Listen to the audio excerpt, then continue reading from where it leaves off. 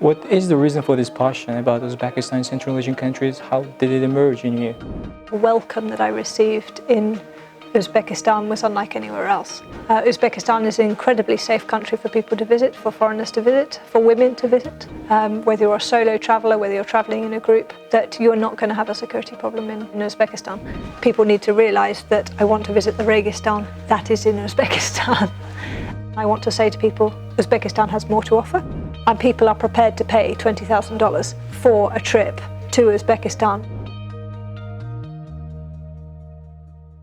Hi Sophie, it's really nice meeting you here in London.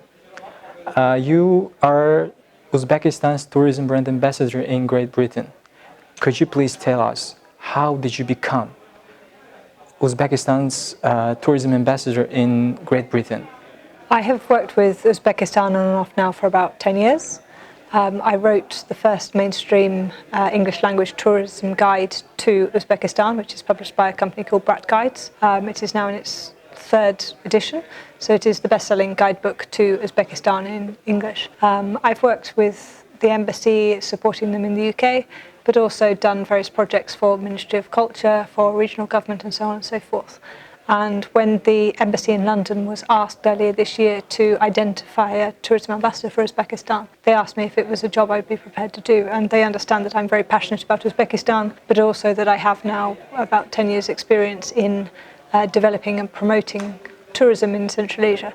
And so hopefully I'm able to provide some consultancy and good advice, as well as being an ambassador and promoting and marketing tourism in Uzbekistan. Could you please tell us, as an ambassador, what does your job involve? Is it something like you plan it by yourself, or you have some recommendations from someone? My job as the tourism ambassador in the UK is slightly different from the other tourism ambassadors for Uzbekistan, because it is a combination of consultancy as well as marketing. Most of the ambassadors which Uzbekistan has appointed are celebrity figures, so their responsibility is to use their public profile to raise awareness of Uzbekistan. Mine is slightly different because I'm not a celebrity, but I am a tourism specialist, and I am somebody who loves Central Asia and Uzbekistan in particular deeply. So my work is working on consultancy, working with the government departments to advise them on their strategic development and their marketing. It's working with the businesses in Uzbekistan and abroad to build business relationships and to make sure that we can develop the private sector for tourism in a way that is sustainable. And then the third part is to work with the media on the public relations side, ensuring that we raise the profile of Uzbekistan and make sure everybody has heard about it. So in the past couple of months I've hosted media events, I've hosted a reception at the embassy in London, I've hosted a number of press trips, and I've been bringing UK journalists out to Uzbekistan to show them what Uzbekistan has to offer. And I also make sure that myself, I write a lot about Uzbekistan for newspapers and for magazines, I give interviews, I organise events and talk to people wherever the opportunity arises. So this week, for example, this morning I have been at London's Department of International Trade, advising and talking to the UK government about what Uzbekistan has to offer in terms of trade and investment, and saying to them where the opportunities lie, the sorts of business that we can be doing with Uzbekistan. Tomorrow I will be in Bedford with a large number of travel agents, talking to them about Uzbekistan, explaining why it is such an exciting destination and how they can sell it to their clients. So it's quite a varied job, and I'm really enjoying the fact that I have opportunity to meet so many different people and to engage with them in so many different ways.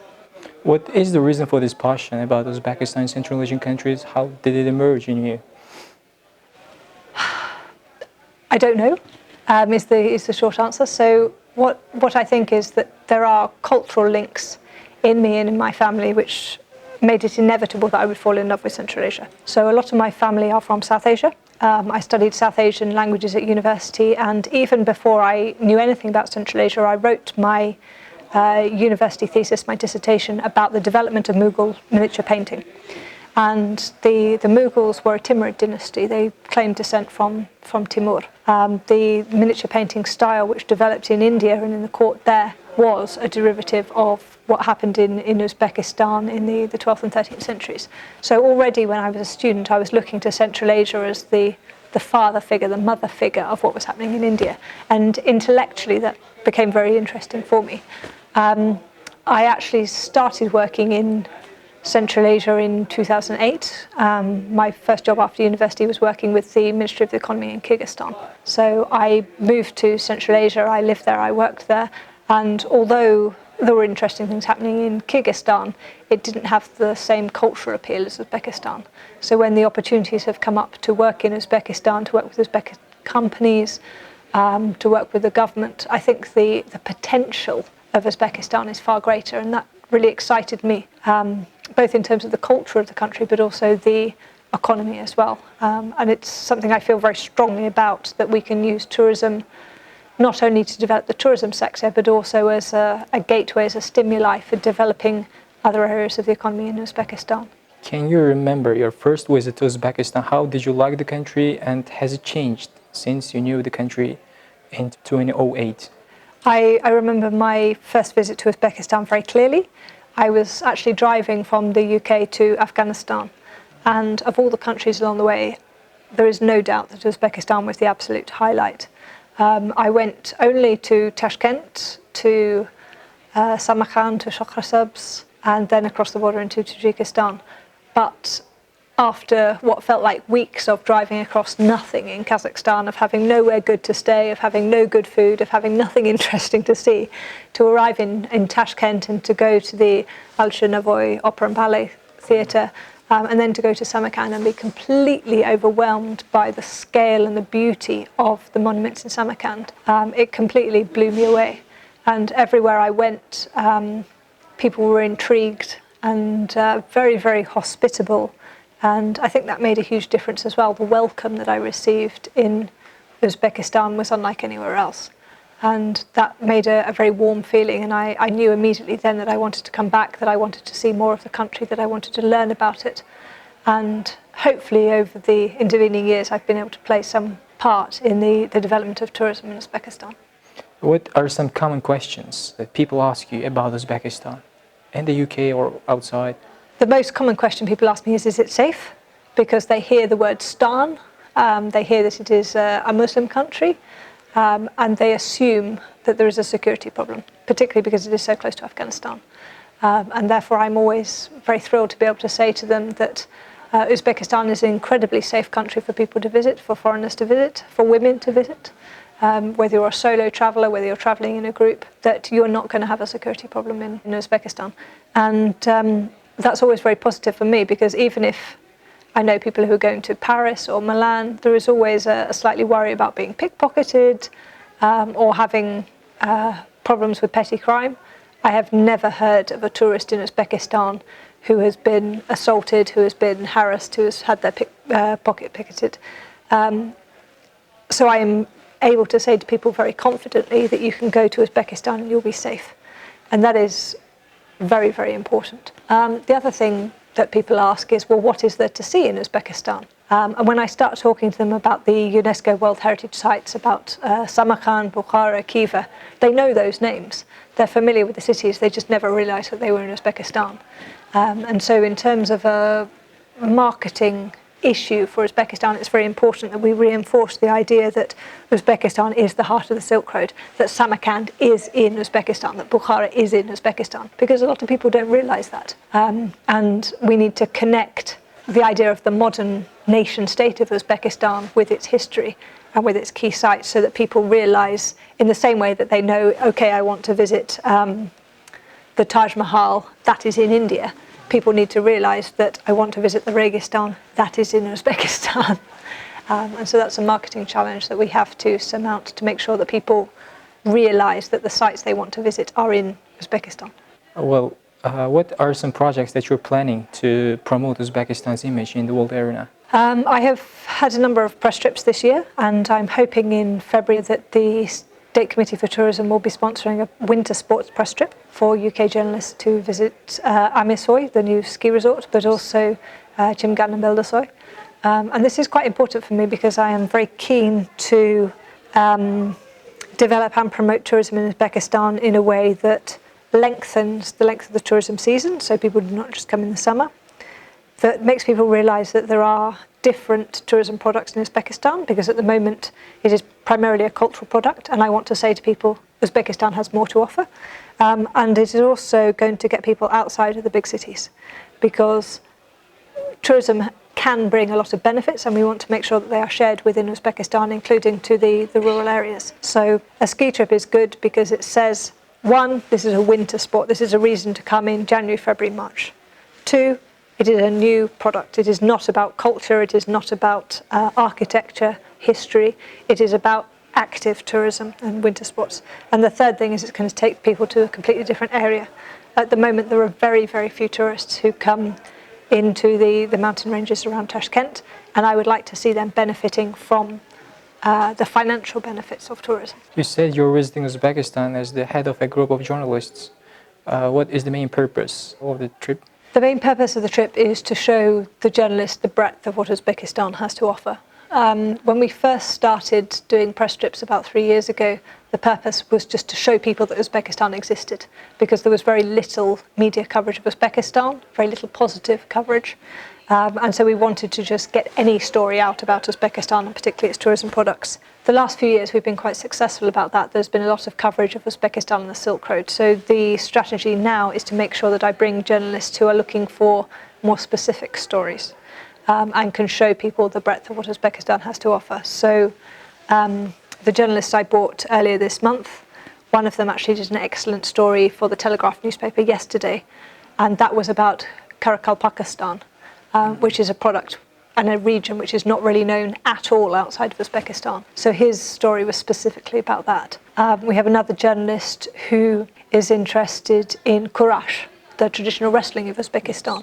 So he will be doing a report for BBC Sport about Kurash and the importance of that to Uzbek culture, but also how it is preparing the next generation of athletes for judo, for sambo, who will be competing in the Olympics. One of the other stories is going to be about food in Uzbekistan and the variety of influences. Yes, the traditional foods in Uzbekistan, but also the influences from the Soviet time of Korean food, of Ukrainian food, of Georgian food, and how this has all contributed to Uzbek food as we know today. So the purpose of press trips now is to show the variety that Uzbekistan has in terms of destinations and in terms of specialist products that people might be interested in, to broaden the appeal of Uzbekistan. How would you assess Uzbekistan's tourism opportunities? I think in the region, Uzbekistan has far greater tourism opportunities than any of its neighbouring countries because of the variety. Also, I would say that, and this is something we've been talking about quite a lot today at the Investment Forum, the government reforms have made it a much more attractive country for foreign investors, for companies, foreign companies to get involved in, and therefore we're going to see much more variation, and we're going to see variation in the products, in the kinds of companies represented here, but also the level of tourism. So there is already companies like Golden Eagle Luxury Trains, Abercrombie and Kent are offering very, very high level, very expensive tours to Uzbekistan, and people are prepared to pay $20,000 for a trip to Uzbekistan because they know they're going to have it at the highest level and have a very exclusive experience. Then we have a sort of a more mid-range product in the UK, people like Jules Verne, Explore, Saga, people who are producing a very good quality trip which people will pay £2,000 or £3,000 for, and then feeding all the way down to the backpackers who are perhaps students or other people with very little money to spend but who want to see something of Uzbekistan. The fact that it is visa-free makes it much more affordable to visit. Perhaps they will cross the border by road, they will take the train within Uzbekistan, they will stay in guest houses and bed and breakfasts, but making sure that we have something to offer everybody so that everybody can enjoy Uzbekistan. Do you think tourism has some drawbacks as well, in addition to its advantages? Inevitably, and this is why I think tourism has to be developed in the context of multiple industries within Uzbekistan. You certainly cannot depend on tourism alone. The other thing that I am slightly concerned about is over-tourism, particularly in Bukhara and Samarkand already in the summer months. They are very, very busy.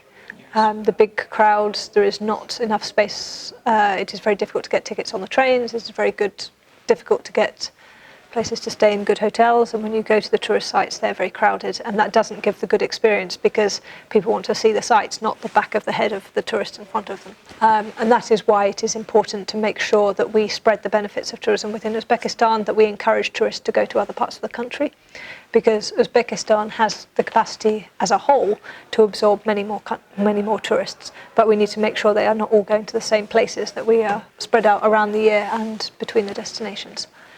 The other thing I would say is that Uzbekistan obviously is very proud of its tourism growth in terms of numbers of tourists, but the number of tourists should not be the main objective. I think it is more important to focus on the value that tourism brings to Uzbekistan, because I would far rather see one tourist come and spend $2,000 than two tourists come and spend $1,000 each, because then we can have high value, low impact tourism.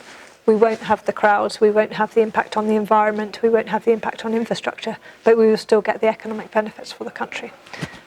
So making sure that we develop the products which are going to appeal to the high-end tourists, I think, should be a priority. When are you planning your next visit to Uzbekistan?